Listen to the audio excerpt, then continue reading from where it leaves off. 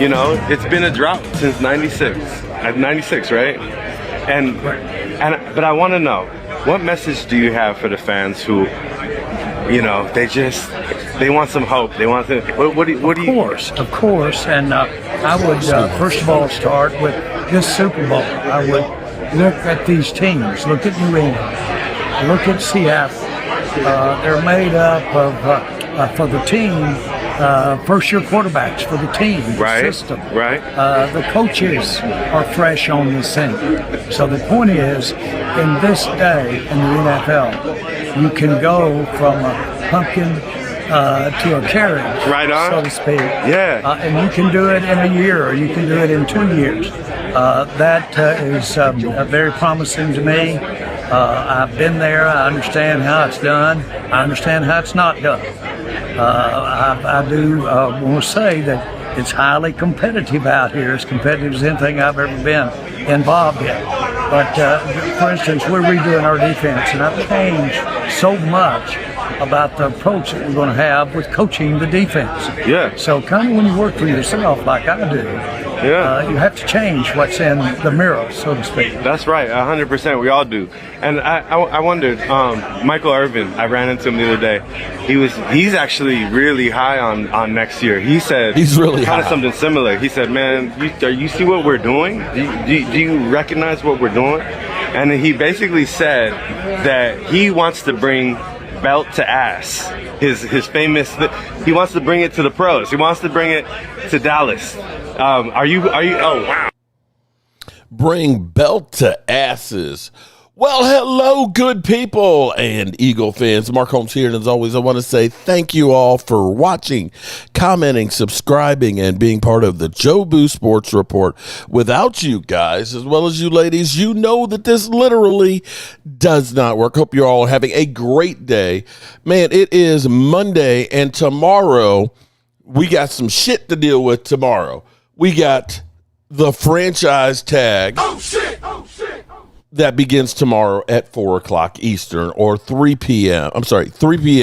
Central if you are in Dallas, where teams have up until March 3rd to sign the franchise tag. And I'm going to say, before we get to everything, let's take care of my good buddies with Sleeper. Sleeper is the #1 fantasy sports app.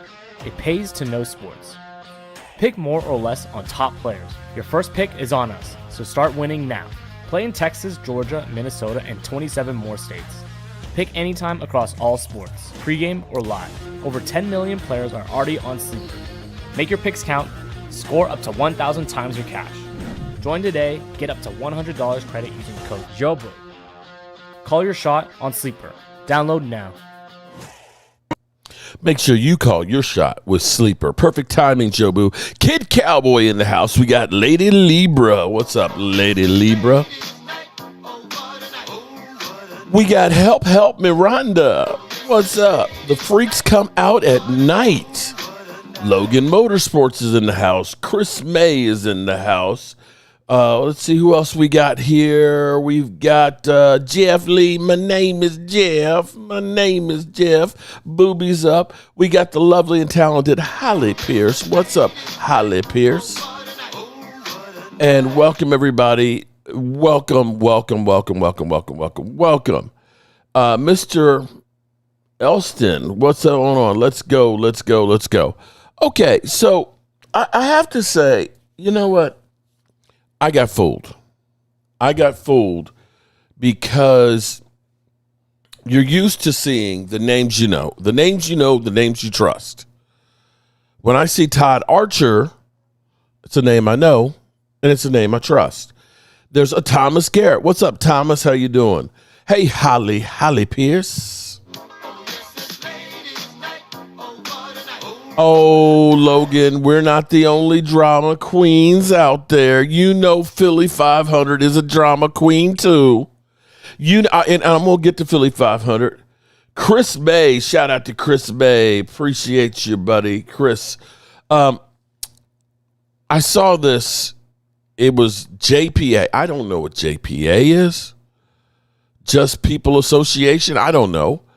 But it was supposedly JPA was retweeting what Todd Archer had supposedly said, that the Cowboys had fined George Pickens multiple times during the season. Oh, shit! Oh, shit!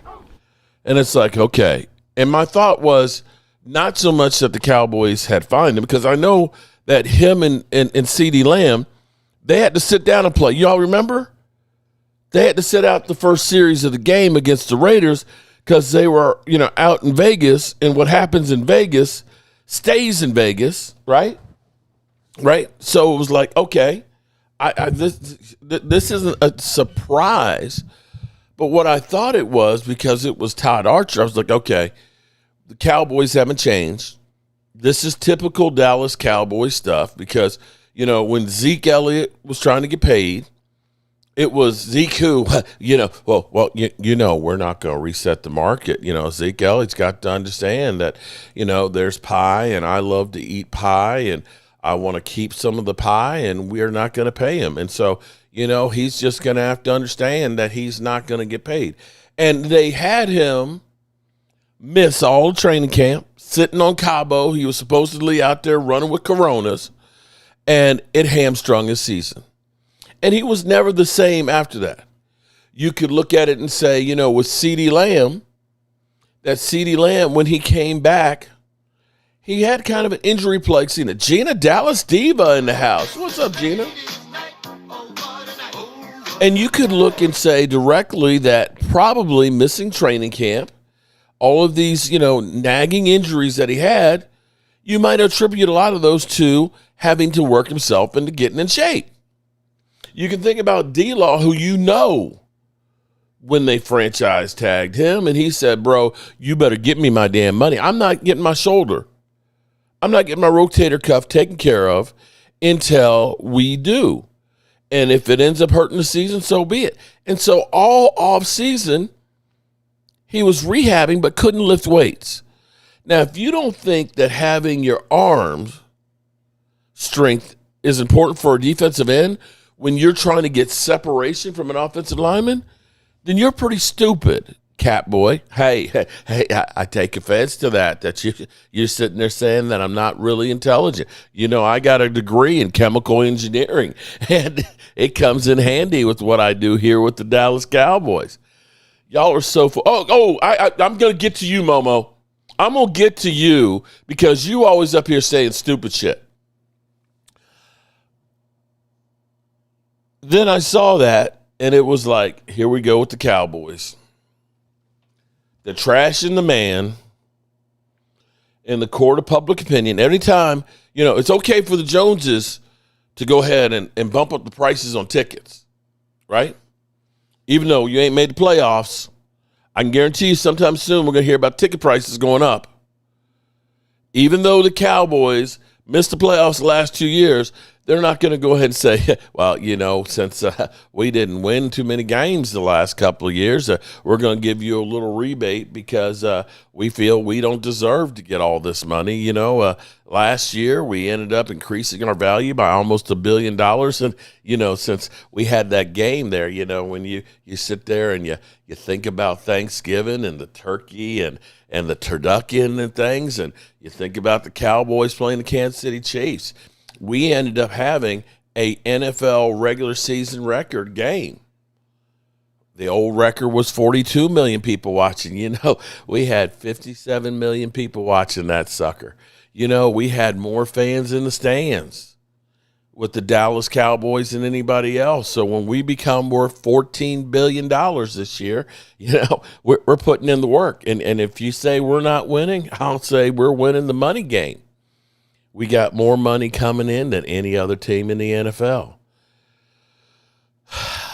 Yeah, and they like it that way. They don't like it going out to the players. And so you end up trashing the players. You make them sound like they're greedy.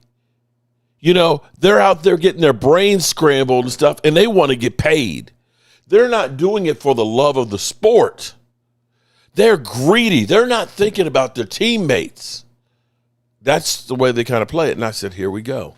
And I put out a video like that. And shout out to Gina Dallas Diva, who keeps me on the straight line.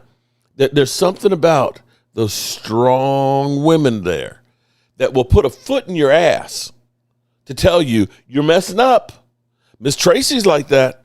You know, Tracy's a strong black woman. And I love me a strong black woman. Scares the piss out of me. I sometimes sleep with one eye open. But she don't let you fuck up. And neither did Gina Dallas Diva. Because I can guarantee you, her man knows, don't fuck up. Don't fuck up. So she let me know, hey, Mark, it turned out that wasn't Todd Archer. That was somebody pretending to be Todd Archer. So that's not to say that the Cowboys didn't find him, and I would imagine they did. They certainly sat his ass down, him and CD, for being late for the game, but didn't stop him from playing well, though, did it? So foot and ass controversy. So that's where we are with that situation. But here it is. I'm trying to understand something here. I'm trying to understand something. Hey, Momo, can I ask you something, Momo? Can I ask you something, Momo? You have been coming on to this Dallas Cowboy channel, as well as Game Time Brian's. And I recall you saying many, many times, and I don't know if you finally found a Commanders channel that you actually watch. You claim to be a fan of the Washington Commanders with the left hand up, yet you're always on Dallas Cowboys channels. I don't ever see you on any Washington ones. And not once, but twice today, I see you doing videos talking about what else? The Dallas Cowboys. Oh, shit! Bro, you can't keep the Dallas Cowboys out your mouth. You first did a video, Dallas Cowboys doing business like they always do. Oh, shit! Next one was about George Pickens. Hey, Momo, how about you do something about fat-ass Debo leaving $12 million in dead money because they cut his fat ass? Oh, shit! Hey, Momo, how about you do something about Jalen Daniels and say, is he a one-hit wonder? Is he RG3 Part 2? Oh, shit! How about Dan Quinn? Dan Quinn, will he rebound from the nightmare year that was last year with Cliff Kingsbury and a putrid-ass offense? Oh, shit! How about the defense? Will they get much better than they were last year? Because they were so bad. How bad were they? They were only slightly better than the Dallas Cowboys. Oh, shit! Now, I'm not even pretending to know shit about the Commanders. But right there's 5 ideas of shit you can be doing other than talking about Dallas Cowboys. Bro, just like last night when you were up there eating and you just had like food just hanging all out your mouth, you got the Dallas Cowboys hanging out your mouth all the time. Seriously. Now they always say, Mark Holmes, look, the Eagle fans are living rent-free in their head. Bro, can you not talk? When was the last time you did a video about your own team? Seriously, I'm asking for a friend. So either you can say Momo rants on the Dallas Cowboys and try and make it a Cowboys channel, or you ought to go ahead and be a damn Commander fan. Because see, you know what? It's crazy how you think that you have the right to talk about how bad the Dallas Cowboys are when your team stinks, smells like ass. And I'm not talking about good ass. I'm talking about some slimy ass, out in the woods, swamp ass. Swamp ass, That shit just like, oh, I tell you what kind of ass we talking about here. I done seen some videos here where some of the women that work at the clinics that after some women that had the Brazilian butt lift, apparently some women have a booty butt lift stench that's just nasty. And one of the women that worked there, she was like, "This shit, look, I can smell some bad ass, but damn, I had to tell her she had to go home and do something. Because that shit was just like, literally, the plants were just sitting there just flopping over. Just flopping over and dying, man. That's how your team is, Momo. You are the Brazilian butt lift booty stench team. That's what we're going to call the Commanders. And how about you start talking about them? How about you listen, we got our own things here, okay? The Cowboys are creating content for us, not for weak-ass Commanders fans. Go over and get your own stench. This is for us. This is for us, not for you, Momo. Damn. Seriously. Everything that comes out your mouth is either some food that you done regurgitated because you're up here eating like a damn zombie. Way that shit was yesterday, I thought I was watching The Walking Dead. I said, look at this mother humper. He done left the TV on with The Walking Dead. Oh, no, that's Momo. He's eating. I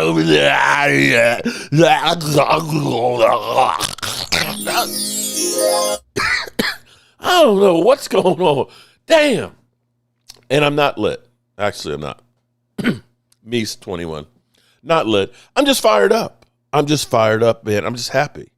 So, in case you didn't hear, Momo has a channel for the Commanders that does nothing but talk about the damn Cowboys because he don't know shit about his team because they suck. He doesn't want to know anything about it, but has too much pride to admit that his team stinks and they're uninteresting and the only thing that he lives for is the Dallas Cowboys. Did I get it right? Admit it, Momo. Just admit it. Hey, Mark, can I ask you something? Why is it that nobody likes to listen to about anything about the Commanders, and everybody want to talk about the Dallas Cowboys? I'm kind of sick. I hate the Cowboys, but I got to keep talking about them. It's kind of like they crack, man. I try and get it out of my head, but it's just like it keeps calling me. They keep calling me. All right. I think we've roasted Momo enough as it is right now. Back to our Dallas Cowboys, where have a good night, people. Hey, you too, buddy. Neil Kalinski, you have a good night too. Dak Prescott will retire ringless. Well, Jack, I'm glad you got a crystal ball, and you know what? People probably said that about Sam Darnold. I bet you nobody thought about Sam Darnold said he's going to be a Super Bowl champion. But when they actually put a team around him, they did great things. All right, so yesterday, all my troubles seem so far away. And then Stephen Jones came back around and fucked it up, brought all my troubles back. Yesterday, I was with Game Time Brian. For whatever reason, there's a lot of people at Hot Wings and Kid Cowboy, what's going on? Jobu, I heard AI was pirating channels. Are they? That wouldn't be. YouTube actually came probably about 6 or 8 months ago. There was a thing with YouTube that was actually asking you permission for basically AI to study you, to learn what you do. I'm like, fuck you. Well, I want AI. I mean, what? I'm trying to get AI to copy me so that way they can replace me? I didn't know. I like the Chat GPT, because I got my British girl with this stuff, but I haven't used her in a long time. I'm sitting here looking at my electric bill and looking at all the new electrical service that's being put in, looking at the price of how much it's gone up, seeing all these damn data centers going all over the place. And I start thinking about Skynet. I think about all the jobs that are going out here. I see all of this AI content out here. Fortunately, you can tell what's AI and which is straight up bullshit. But, if they can get AI to do what we do and don't have to pay, the little penance that they pay us now, and they just have AI robots to do it, and people will watch it, you can best believe that they're going to move us on out. You can best believe they will. Logan Motorsport, Marcus. Why Jack keep getting timed out? I don't know. Let's see. What was the message? Jack says, Cowboy. Yeah, you don't have to time him out for something like that, guys. Cowboy fans really lying to themselves thinking Dak will get a ring. I can say it depends. Dak could go to another team and win a Super Bowl ring. Nobody knows. Nobody knows. John Elway didn't win any until his last couple of years in the NFL. It can happen. So, I'm glad that you know every damn thing. I hope you're investing in the stock market or buying lottery tickets since you know every damn thing.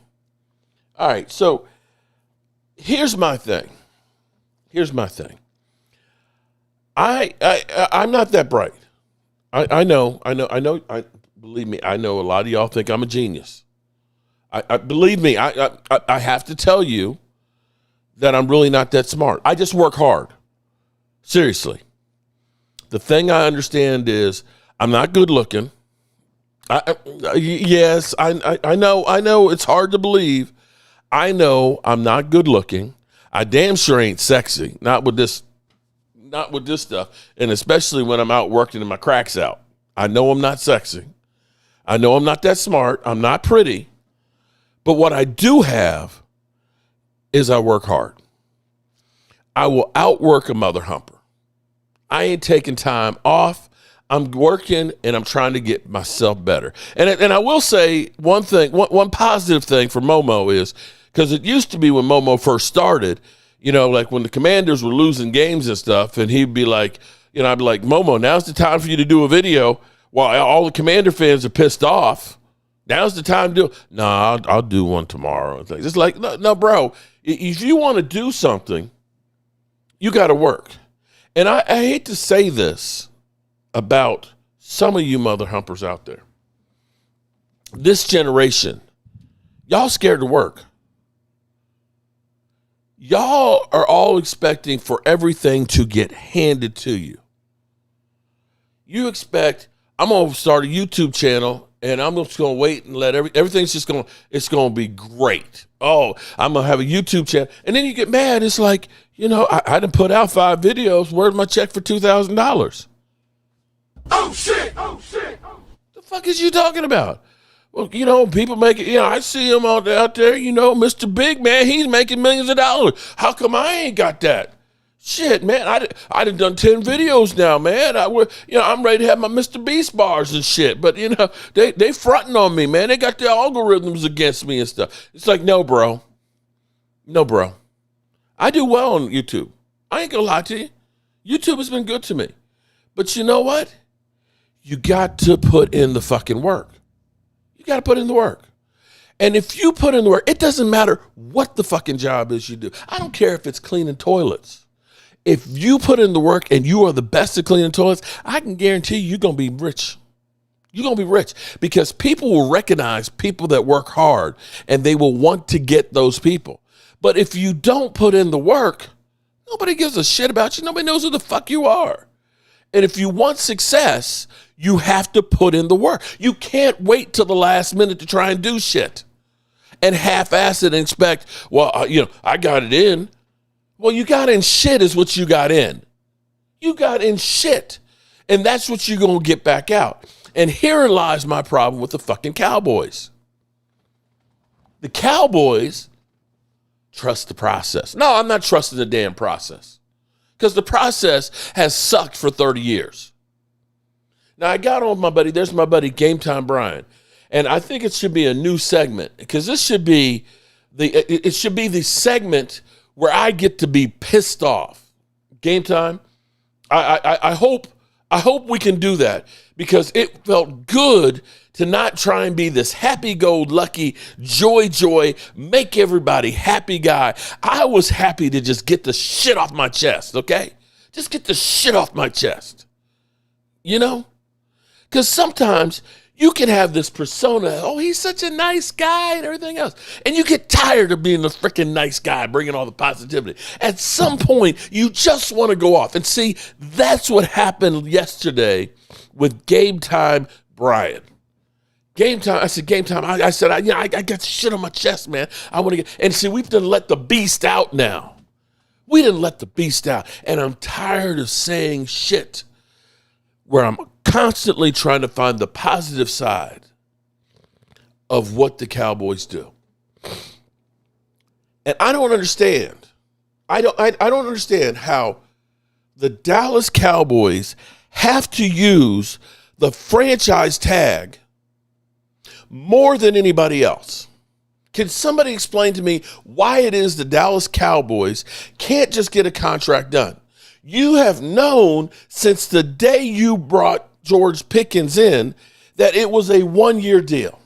You have gone through a whole season where, yeah, he may have had some small hiccups, but you know what? He wasn't going to the White House smoking crack.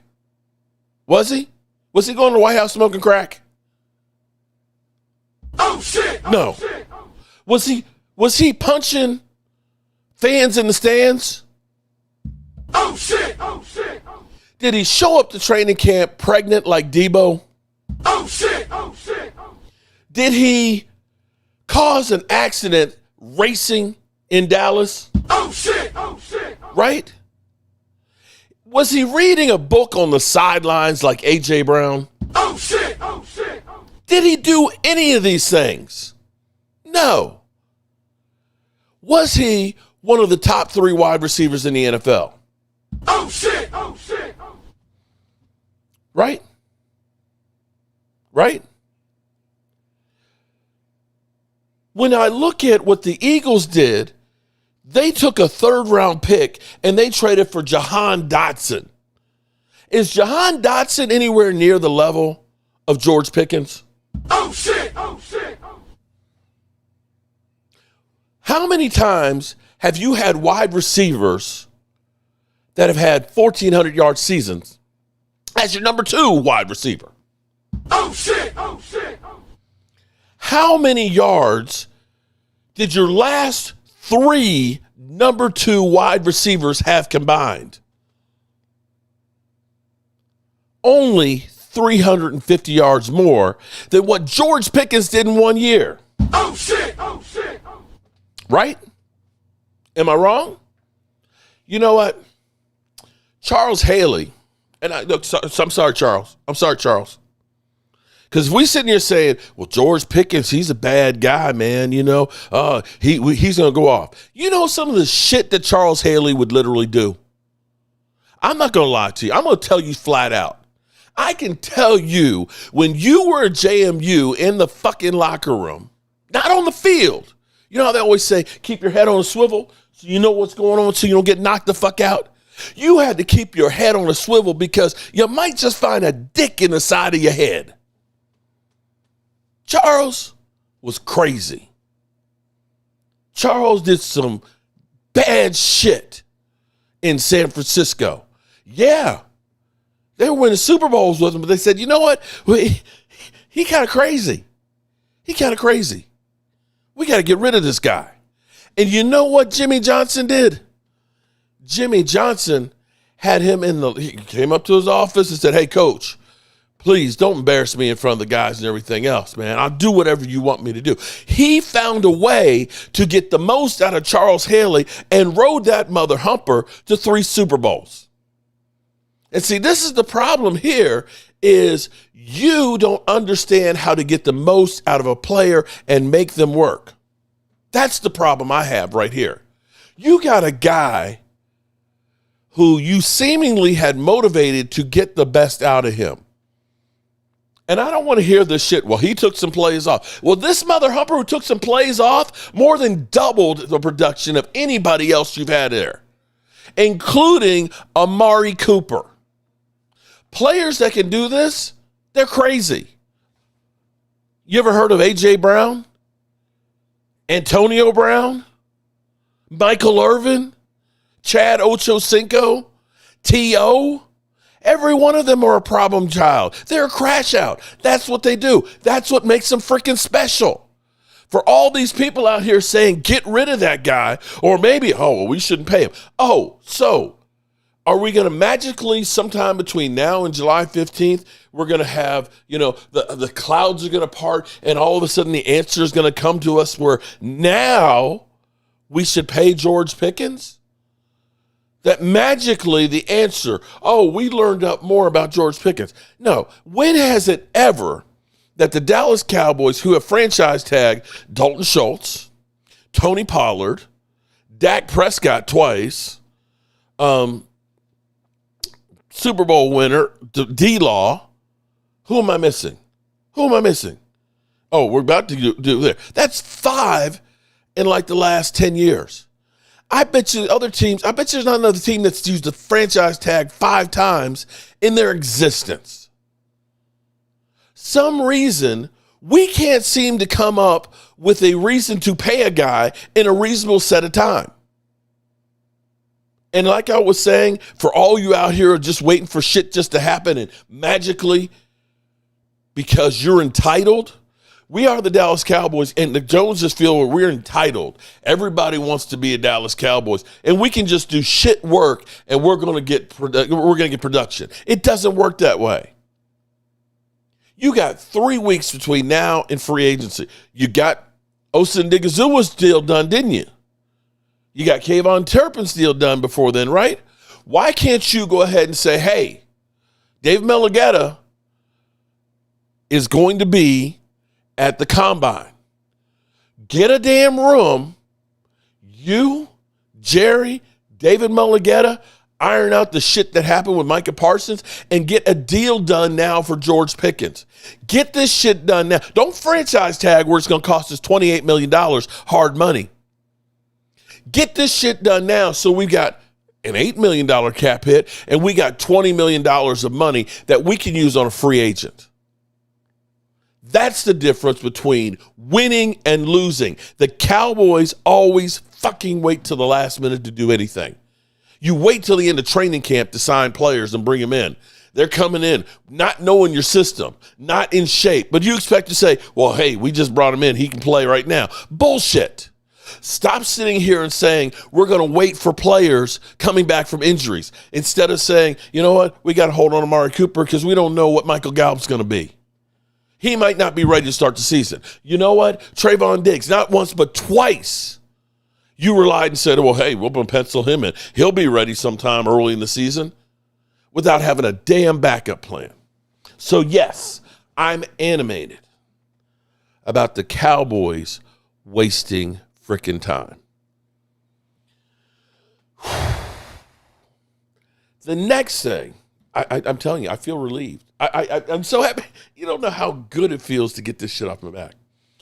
The second thing I keep hearing is we should take our first round and our second round pick and trade up and get Downs, a safety. Oh shit! Oh shit! What the fuck are you talking about? What the fuck are you talking about? Why? Bro, I don't know if I'm trying to understand this. I might see this if we had tons of picks. If we were one player away and said we're going to gamble on that. But you know what I think of when I hear people say we should take our 2 number 1 picks and trade up? I think about Morris Claiborne. You know, here's what I'm going to do. I'm going to pull this up from Morris Claiborne because I think what happened on this was another case where the Cowboys didn't do their fucking work. I think the Cowboys listened to all of the draft experts that were out there saying, Morris Claiborne, man, he is the best defensive player in the draft, right? 5'11", 188 pounds, 33 arms. His prospect grade was a 91.5. Oh, my God. His athleticism score was 65. His total score was 82. His production score was 92, second in the combine. Had a 4.5 40. His 10-yard split was a 157. His vertical jump was 34.5. His broad jump was 9.10. They said, okay, and here's what they said about him. The Jim Thorpe Award winner as the country's premier defensive back as a junior opted to forgo his senior year and enter the NFL draft. After displaying elite ability during the 2011 season, he is huge for the position and has track speed. 4.5? I ran a 4.6. Oh, I did run track too. As a nose guard. I ran 4.6. So you're telling me 4.5 was track speed? A very explosive athlete, Claiborne should easily pressure for a starting role in training camp. He covered top talent in the Southeast Conference and is polished as corners come in to this year's draft. He has first-round value and shouldn't last long. He's an aggressive corner cover man who likes to use his tall frame, his arms, and get in the face of receivers and shock them at the line of scrimmage to disrupt timing. When he punches, he doesn't just get his hands there. He has his presence felt. He can run with his back to the ball, the receiver, stay on the receiver's hip using press ball technique, and looks natural running with the man in phase while still keeping his eyes towards the ball. Claiborne is such a gifted athlete with uncommon body control that he runs with the man fluidly up and down the field while still keeping this wherewithal to break off any time and get involved in plays crossing him. As a defender, he is simply an explosive athlete with length and can play. He keep plays in front of him and react quickly enough to meet the man with the ball. He is a physical and run support and will have no problem coming up with tackles from the edge. And that mother humper was made of fucking glass. Fucking glass. He was broke down more than a freaking Ferrari, man. Every time you turned around, he was hurt. Seriously. You had to keep him in bubble wrap. Drew, the only reason why you're here is because Mark won't let us get rid of you. Quit jacking off to Jalen Hurts poster. All right. People think I'm Drew. I wish he would show up. Okay. All right, whatever. You know what? Let him talk. Okay? Because the Eagles are going down for real. They're going down for real. Okay? I don't think you're Drew. You're ass. You're an ass. Oh, yeah. Okay. Only 1 minute. All right. So when I hear we should trade up, it kind of pisses me off. Because check me if I'm wrong. Let me know if I'm wrong. We need an edge rusher, right? We need an edge rusher. We need at least one linebacker, maybe an outside linebacker and an inside linebacker, right? I think we need another cornerback because I'm not sure Deron Bland can stay healthy. And I damn sure think we need a safety. So that's like 4 or 5 positions. And we got 2 picks in the top 100, and you want to take that and make it into one guy. Do I have that right? Or you want to go ahead and take one of those picks along with some other ones to get Max Crosby. Correct me if I'm wrong. Don't we need to get more bodies out here? Did any of the elite players, like edge rushers, like Max Crosby, how'd that team do this year? Max Crosby got 10 sacks this year before he was shut down. How'd they do as far as winning football? The NFL Defensive Player of the Year with the Cleveland Browns. Didn't he have 5 sacks in one game and they lost? Am I wrong on that? Oh shit! How about the team that went ahead and took Micah Parsons from us? How'd they do this year? Did they win less games this year with Micah Parsons than they did without him? Oh shit! TJ Watt. How many playoff games has he won? I'm going to tell you. 0. How many elite players did you see on Seattle this year? How many elite ones? How many players did you see that were top tier talent? Not very many. That was a team that had a lot of really good players to great players across the board. They didn't have holes that you could attack. You understand where I'm going there? So, correct me if I'm wrong. I don't want to move up and just say, let's get Caleb down to safety. And I'm going to tell you, the Cowboys don't believe in safeties. A few years back, they had the opportunity in the second round to get guys like Warren Thornhill and things, some really good quality safeties, and they decided no. They look at it and say, safety is not a spot that we want to invest that much money on.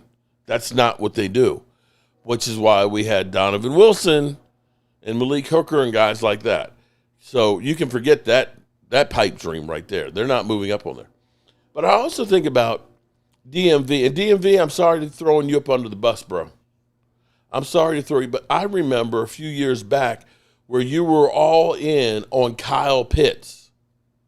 We got to go get Kyle Pitts. And I was kind of like, yeah, well, tight end is one of those positions that you look at and say, most teams that are in the Super Bowl have an elite tight end. Tight ends are the quarterback's best friend. And for a second, I was like, maybe he's right. But then I was like, it's a tight end. You don't draft a tight end in the top 10. And you look at what Kyle Pitts has done. He's been not bad. But you don't look at him and say, that's what we spent a top 10 pick for. Because I believe he's on the trade market right now. So no, I do not want to package up and be a one-hit wonder in the draft. Coming out of this draft with one player in the first 3 rounds of the draft, bro, that ain't me. So here's where I will continue, where people say you got to go out and get Max Crosby. Hold on. Correct me if I'm wrong. Max Crosby last year on the Raiders, 10 sacks, $35 million. Nick Chubb last year, 9 sacks, 10 sacks with the Miami Dolphins. Now a free agent. Let me see. Jalen. How many? I have to look it up. I know Jalen Phillips had like 6 sacks in 8 games for the Eagles. But let me see.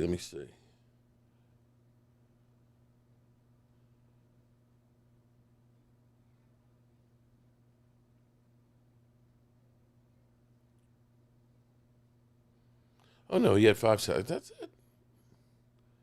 He had 5 sacks. Oh, okay. I thought he had more sacks than that. I thought he did better than that. I must be on crack because I thought he had 8.5 sacks. Am I on crack? He had 5 sacks. Okay. Be that as it may. Wouldn't we be better if we ended up, as Jerry kind of said with Micah Parsons, I could have Micah Parsons or I could have 4 or 5 guys. Now, we'll see if he can actually get 4 or 5 guys out of it, right? That's the philosophy that he tried to sell us, that, we've had, Micah and Dak Prescott on the team before and not win anything. Allen, he can't be officially tagged yet because you can't officially tag anybody until 4 o'clock tomorrow. And generally speaking, nobody at 401 tags anybody. They don't want to be the first one to do it. So you've got 10 days.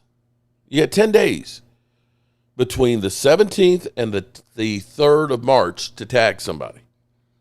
So they're going to take the time doing it. It might not be till like Wednesday or Thursday or something before they tag him. And they might even wait a couple more days than that.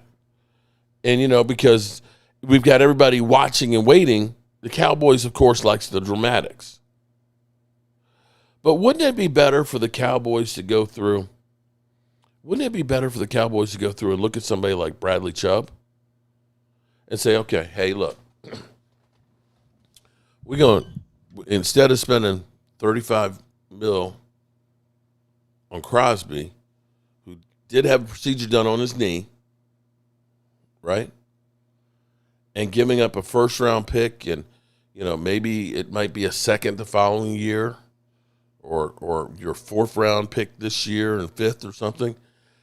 How about we go out and we get like a Bradley Chubb?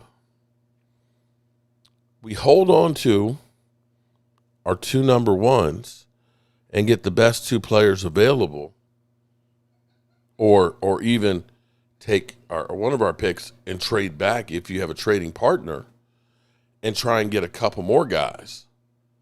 Because, for those out there saying, oh, well, it's number 20 pick, you can't do it. But where did we draft Tyler Booker? Where did we draft Tyler Booker?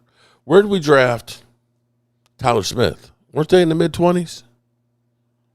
Those guys, right? Because here's my other part about this with those 20s. I mean, with those picks. Those two first-round picks, if you're right on them, you got 5 years and you don't have to pay them. You got 5 years because they are on their rookie contracts. You get the extra year because they're first-round guys. Those guys give you more cash that you can go through and get the veteran players. You follow me? So I'm trying. Here's my thing is I'm trying to fill as many holes as possible, because beyond the edge rusher, the outside linebacker, the inside linebacker, the cornerback, and the safety, I'd like to find a tackle. I'd like to find either a left tackle or a great guard. So if I have to take Tyler Smith and move him out to tackle, then I got a great guard, because I got to protect my quarterback. He ain't a spring chicken. I want to protect that guy. I want to bring back George Pickens. I want to bring back Brandon Aubrey.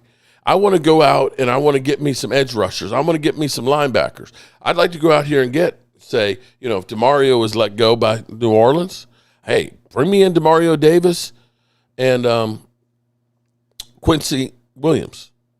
Bring me in. There's two linebackers right there. There you go. Let me draft a cornerback. Let me go ahead and fill these holes in. Now, something that was kind of crazy to me is, maybe I'm wrong. Like I said, I am not that bright. I'm not good looking. That's just, I'm facing facts. I know this. But everybody's like, oh, the Cowboys, they should sign Tyreek Hill. And I'm sitting here with, what are you guys talking about? What are we doing? I literally saw people saying, if the Cowboys, but George Pickens, CeeDee Lamb, and Tyreek Hill, oh my God. And we still have a raggedy-ass defense that couldn't stop anybody. You understand that, right? Okay, so no, this is not it. Let me get the right one. So, correct me if I'm wrong. When Tyreek Hill was out there singing, hallelujah, hallelujah, hallelujah, hallelujah, hallelujah, I won't have to play for the Dolphins anymore. I don't care that it just cost me my leg being dislocated. I'm just happy I don't have to play there. And so you got Eagle fans and people saying, oh, the Philadelphia Eagles, they could be a team that would be interested in Tyreek Hill. And it's like, people, don't y'all remember what it's been like for us with guys with knee injuries? Do y'all remember Michael Gallup, Diggs, Sean Lee, Jalen Smith? He just dislocated, not tore his ACL. He dislocated his knee. Don't take my word for it. Let's listen to a doctor. Significant, though. His early season injury was a knee dislocation. This was by video, and immediate worry for nerve damage, peroneal nerve palsy. He appeared to have the nerve palsy when he was seen walking after his initial surgery. He's said to need another surgery per his own post, and he's been cut by the Dolphins, likely with a failed physical designation, although that hasn't been specified yet. He won't be able to sign with another team until he can pass another physical, and so it remains to be seen when that might happen. He's 31, I believe, and any significant knee injury, much less a knee dislocation, is in the career-threatening category for the type of player that he is. I certainly hope it's not career-ending. I want to see him back. Where he lands will be a different story, and it seems more likely that would be closer to later this season or next season than right now. Wishing Tyreek Hill the best in his recovery from his knee dislocation and potential nerve injury. This is Dr. David Chow. Go to sicscore.com for all the latest. Okay, so immediately he got released today, and we got ESPN and all the talking heads talking about, the teams that should sign. How are you going to sign a guy who still has another operation? I want you to understand the severity of what happened, okay? What they're talking about is a knee injury like Jalen Smith's. When you talk about having the nerve damage, see, here's what happened with Jalen Smith. It wasn't the knee injury in the operation. They did the operation, the knee was fine. The problem was he had nerve damage where he couldn't control his foot. He had dropped foot. Do you know what drop foot is? Drop foot. It's literally, that's his foot. That was Jalen Smith's foot. He couldn't push off. They had a special brace that basically was like a spring. So your foot would go like this, it'd pull it back up. And that's why when Jalen Smith had to back up and plant his foot and go forward, he couldn't. He couldn't push off. And it's a travesty because the guy's mind was there, the desire was there, but unfortunately, he never really recovered from the drop foot. Look it up. And this is what Tyreek Hill has. So for Tyreek Hill, the Miami Dolphins released him because they knew we got to save this cap money. He's not going to be ready for any time this year. Maybe if we're lucky at the end of the year, we're rebuilding. We're starting all over. We're getting rid of this thing. And Timothy, you're 100% right. He may be completely done. And if he is, bro, all them new babies you got to feed, I can guarantee you within 3 years of being out of the NFL, Tyreek Hill will be broke. He lost several $1 million on his wife that he had while he was out here making some babies, 5 of them. I'm sitting here like, how are you going to do graduation? How are you going to do graduation if they're all on the same day? They're different baby mamas. How are you going to go to every single school if they're all on the same day? That's some crazy shit. You're going to have one big birthday party? How are you going to do that shit?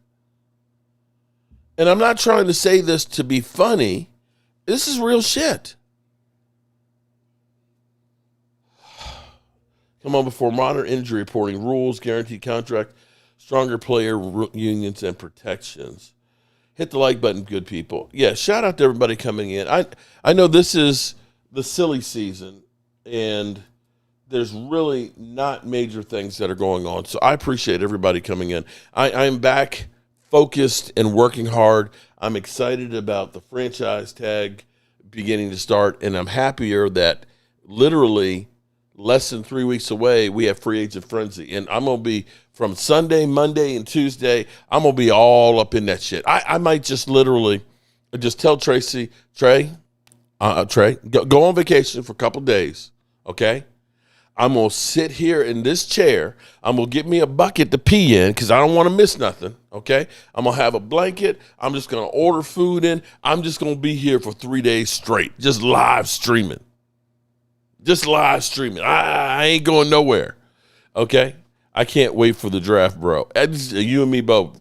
So, Game Time, I hope that you will allow me and you to get together so I can get this shit off my chest. So that one day a week, I can just let it all hang. I could just literally just let all the anger out. I hope you can help me with that. Mark, you may as well smoke a brisket. Okay. I can't wait for the free agency, everybody. Okay, so I did want to check in. I kind of went crazy. There were a couple other things I wanted to get to. One was Philly 500, because Philly 500 is coming after me, okay? He doesn't like the fact that I said they don't have any triggers to pull. See, here's the difference between the Cowboys and the Eagles situation, okay? The Cowboys don't have to cut anybody to get some cap room. All right, we are at the moment $30 million over, but you're going to get 25. They're estimating the salary cap to be somewhere around $303 million. Unbelievable when you think that 2020 was 183. The Eagles currently have $20 million, right? But the Cowboys have these triggers, and the triggers are where the Cowboys can say, we have void years down the road that we can account that money later on. Now, eventually you have to pay for it. And this is why the Eagles in 2029 have already $297 million already accounted, because they didn't put the triggers in the contracts.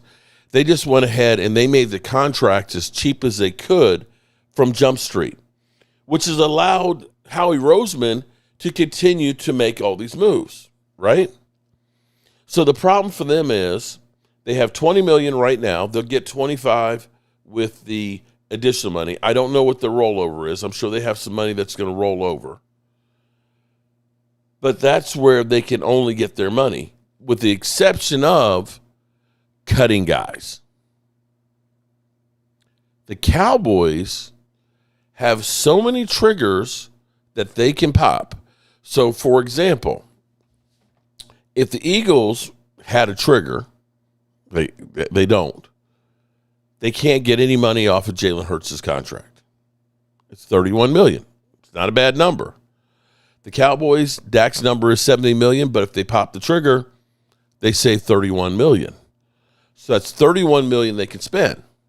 CeeDee Lamb's number is 38. They can pop the trigger. They can get $19 million.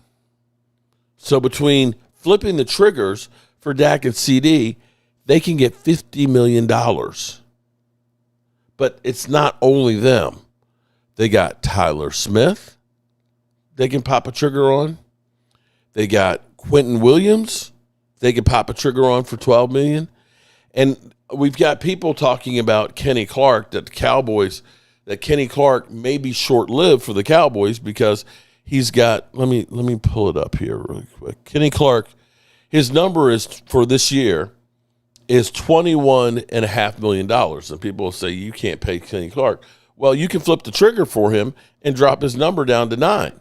Now, I can look and I can say the Commanders, Momo, ended up paying $3.5 million last year for Debo.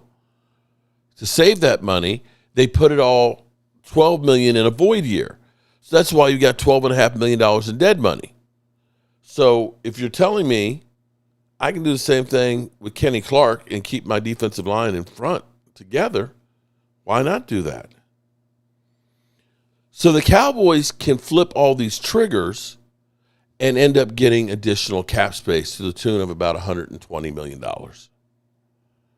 If they choose to use all. I'm not recommending maybe Deron Bland, because Deron Bland, I'm worried that his career may be shortened because of the injuries with the plantar fasciitis. But Jake Ferguson, I believe he's going to be around. Dak Prescott, I believe he's going to be around for a while too. So I want to go to Philly 500 here for a minute, because he seems to be kind of cautiously optimistic, pessimistic, and he's I think he's upset that I've been talking about how they're having money problems. It's quite simple. Extending Jordan Davis sets up the offseason perfect.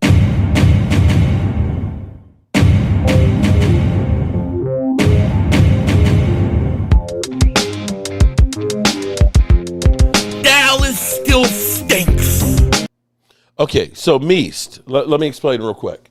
Okay, triggers are something that are they're wording in the contract.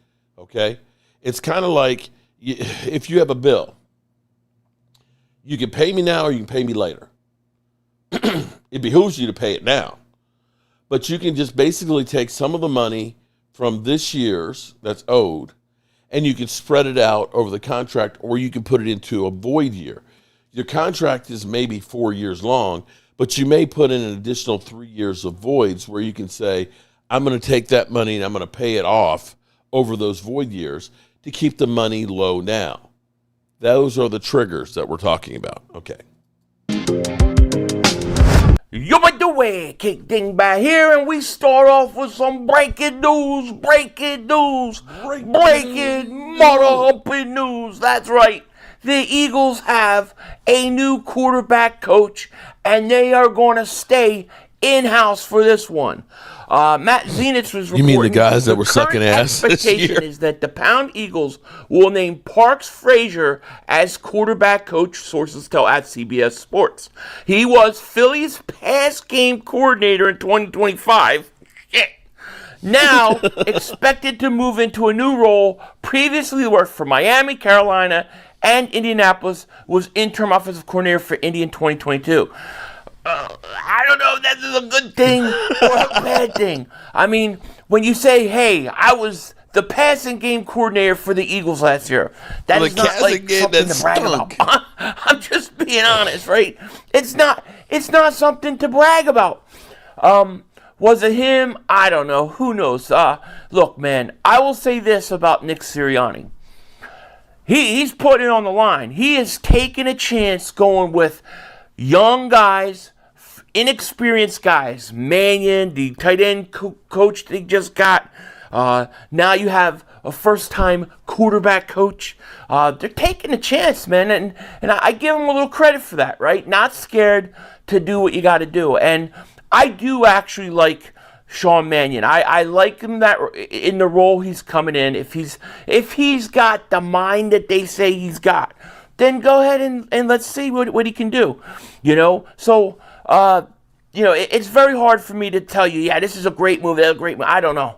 Passing game coordinator for the Eagles last year. How does that translate into a quarterback coach? We're going to just have to wait and see. It's going to be very, very interesting with this team and with this offense and how they go about doing things. I mean, let me ask you a quick question. Do you think the Eagles should sit all their guys in preseason, or should they play these guys, being that you got pretty much a whole new offense? I would think you got to play them, but who knows? You would think reps would be important, but I'm sure we'll be having that debate later on. Things are about to pick up on this channel. It's been a little bit of a down, just things have been chilled out a little bit since the Super Bowl, kind of coming up for breath. But we got the Combine coming up. We got free agency coming up. So things are going to start picking up probably by the end of this week. Mm-hmm. Now, when you look at, actually, before I get into this, I do want to discuss two things really quick. One, the Miami Dolphins today released Bradley Chubb and Tyreek Hill. Now, I bring these guys up for two different reasons. One, Bradley Chubb may be somebody the Eagles may look to bring in as a rotational piece if he's not too much money. He's had experience with Vic Fangio, and he was one of my targets during the trade deadline. I don't understand a team like Miami. I just don't. Why do you go out and have a guy like that, and you keep him on your team when you know you're not going anywhere and you could get something for him, anything, but you just say, we'll just keep him so we can cut him later. I never understood that, but he's available, and then Tyreek Hill. Now, Tyreek Hill's going to make some noise. People are going to say, go out and... Philly, let me ask you this. Why would you go out and trade for a guy with a third-round pick, right? Trade for him with a third-round pick and just let him walk and not get anything for him? You know, see, those who live in glass houses, you shouldn't actually cast the first stone. I'm just saying. Didn't you give up a third-round pick for Jalen Phillips? Am I wrong? Get Tyreek Hill, especially if you trade A.J. Brown. I don't know what Tyreek Hill has left coming back from his injury. Of course, if he's healthy with the speed he has, is great, but he can be a headache as well. So do the Eagles want to go that route? I don't think so. So I'm going to say no. I'm going to say pass on Tyreek Hill. Forget about it. We don't want him. Okay, Bradley Chubb could be an interesting rotational player for the Eagles. And people are talking about the cap space. What's the cap? The Eagles got no cap space. I see Mark Holmes is doing all these videos. The Eagles have eaten all their triggers. They've eaten all their triggers. What the hell are you talking about triggers? You know what I mean? Stop. You don't even know what a trigger Stop is. Stop saying that word triggers. It's triggering me to hear them keep saying it. But, you know, he's worried about the Eagles and the cap space. And the one thing not worried. I'm laughing about the Eagles, I'm laughing. is their cap space. Howie Roseman always has a way. He always finds a way. And, you know, Mark will tell you, like, well, the Eagles have no possibilities where they can do anything else to the cap. That's such bullcrap. No, you know, just because you see it all over the cap doesn't mean there are other ways to basically go about it, okay? He was saying, well, they could come up with about $10 million, but that's about it. Look, I'm going to show you real quick. I said, two moves that'll happen. They'll give you $17 million of cap space right now, okay? Two of them. First, if the Eagles, and this is something that I think is obviously a no-brainer, right? Michael Carter II, he came in through a trade. Didn't do anything. We don't really need him. You could cut him. If you cut him, you save $8.7 million in cap space. It's only about 1.3 in dead money. So you could very well see Michael Carter gone. So I would expect you save over $8 million. Okay, so to correct what Philly 500 is saying, what I said was the Cowboys have triggers that they can flip for well over $100 million. That the Eagles have, the triggers that they have basically come out to about $10 million. That in order to get any money, you can't restructure contracts. They're already basically bare bones as it is now. They're all kicked down the road. Your next thing is to start cutting players. And so then you start looking and cutting players and putting extensions on other ones that don't have them. My point being is the Cowboys have more flexibility than the Eagles do right now. Now, Philly 500 doesn't exactly listen to what I say at all. So that's where we are. So we're beginning to ramp things up. And let me say, shout out to Lloyd. Lloyd's out here putting in the work. You know, he at least, unlike Momo, he is a Dallas Cowboys YouTuber talking about the Dallas Cowboys, who often has Momo on his channel talking about the Cowboys. Yeah, Momo, I'm talking about you. But Lloyd is working on his YouTube journey, and shout out to him. Game Time Brian, you know, he's definitely putting in the work as well. Can't wait to go to the draft with him. I've got to get my draft text line together so we can start getting the guys together and start getting excited about this, because we are a little over 2 months away from getting this thing going. So with all this being said, I'm going to get out of here, and we're going to turn out the lights because this party's over. Tomorrow is the first day of the possibility of tagging. We'll see how long it takes the Cowboys to actually do this. Knowing the Cowboys, they'll wait till probably like March 1st because they're never in a freaking hurry to do anything. And that's the thing that really pisses me off. So shout out to everybody. Eagles suck. Sam, I agree with you 100%. No longer the champs. Yes, the Eagles, Kid Cowboy, are no longer the champ. Hot Wings, what's going on? If Heat Miser was real, shout out to Rhonda, who's vulnerable on her channel. And Game Time, I will catch you guys later. Peace out. Turn out the lights, the party's over. They say that all good things must end. Call it a night, the party's over. And tomorrow and next year starts the same.